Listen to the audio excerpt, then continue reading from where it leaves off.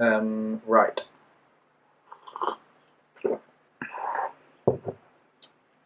So today I'm going to have a look at the recording of the Chopin Etude I recorded sometime last term. So I've been holding off listening to these, so it will be an interesting experience. So there are 3 recordings. If you want to see the process of the recording, then have a look at the last video that I posted, where I just kind of filmed myself doing the recording and what that involved. But now they have been edited, so there are a few students who were doing the recording, and 3 of them have sent me their versions of the piece. So, without further ado, let's get into it. Right, first recording.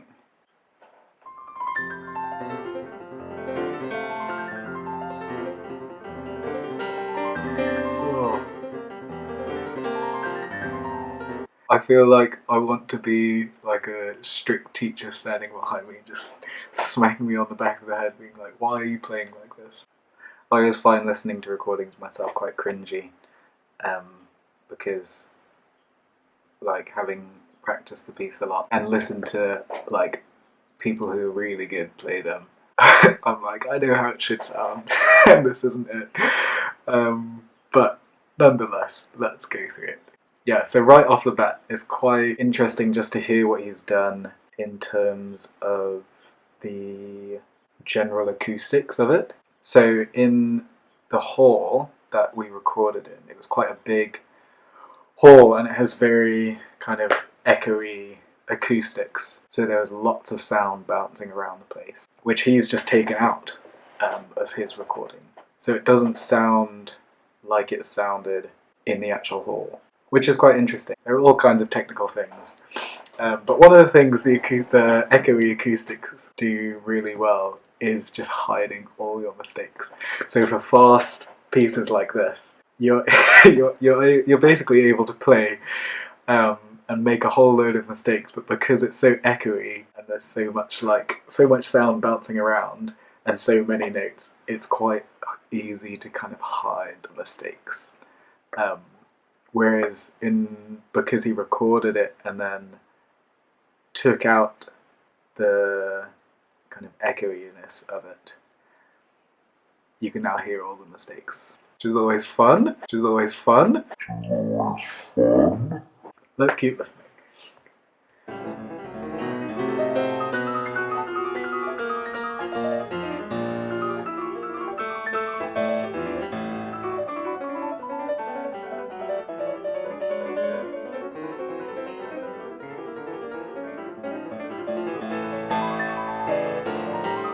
So, there are a few bits in this section that I generally just really struggled with, in terms of just getting the notes.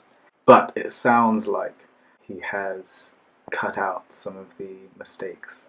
And the way that they do that, as far as I'm aware, the way that they do that is you'll have 2 recordings, say one you have a good beginning bit and one you have a good end bit. You'll take both of them, cut the end of the first one and put the end of the second one on top of the first one. So the actual final cut is a good version. And it sounds like that's what he's done, which I greatly appreciate, because that little bit, yeah, was a nightmare to play. Anyway, let's keep going. Let's listen to recording 2.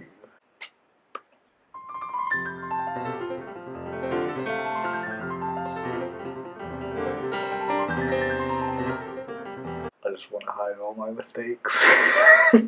It's already quite clear that this one is using a different recording than the first one, as in a different one as its main kind of bit of substance. So again, I'm very happy with the editing. Like the other one, they've taken out a fair bit of the echoiness. So let's listen to the final recording now.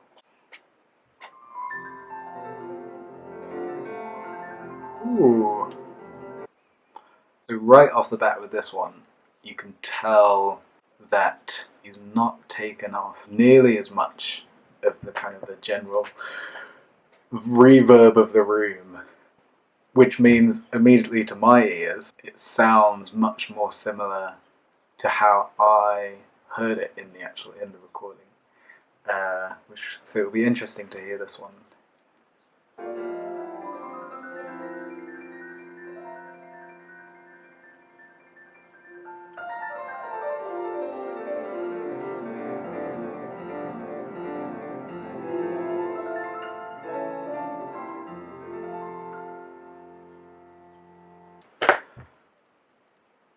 I'm kind of stumped by this.